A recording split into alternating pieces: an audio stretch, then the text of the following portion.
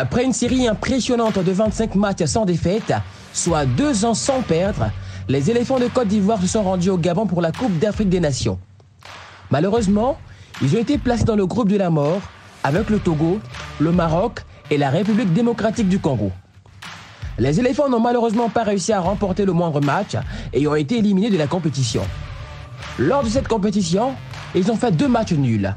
0-0 contre le Togo. Et lors du match qui les opposait au Congo, le match s'est terminé 2-2. Et la RDC qui frappe un grand coup, Niskets qui est ballon, son premier but dans une Coupe d'Afrique des Nations. Et la RDC mène 1-0. Et le centre est de qualité, hein. Et Coco a la bonne anticipation pour devancer Wilfried Zaha. C'est donc le premier corner pour la Côte d'Ivoire dans cette partie.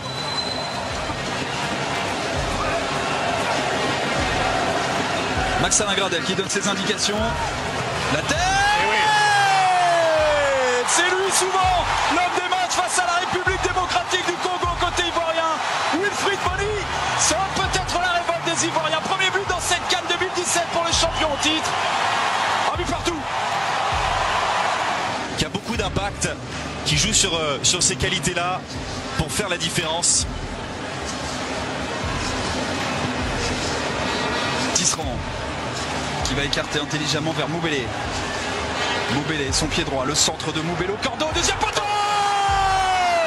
Kabalanga, une passe, 2 buts dans cette CAN 2017, l'homme de RDC, c'est lui.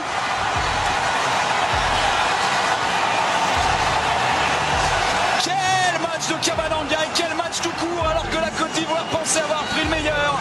Eh bien, en l'espace de 3 minutes, on a vu 2 buts de la tête. Et l'RDC reprend l'avantage, Baptiste. Et confisquer ce ballon.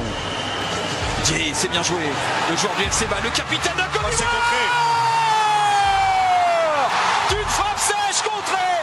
Grâce à son capitaine, la Côte d'Ivoire égalise une nouvelle fois. C'est un match fou de partout. Finalement, ils ont été battus par le Maroc 1-0.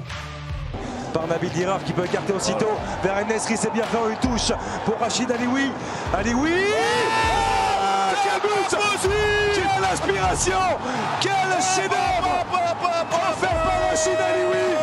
C'est une pure merveille, ça fait 1-0 pour le Maroc. Et suite à cela, l'entraîneur français Michel Dussuyer a décidé de démissionner.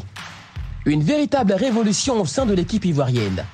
En avril 2017, c'est le technicien belge Marc Wilmot qui a pris les rênes de l'équipe nationale ivoirienne. Dès son arrivée, le nouveau sélectionneur affiche clairement ses ambitions. Qualifier les éléphants pour la Coupe du Monde 2018 en Russie. Pour donc renforcer l'effectif, il a réussi à convaincre plusieurs joueurs binationaux de rejoindre la sélection.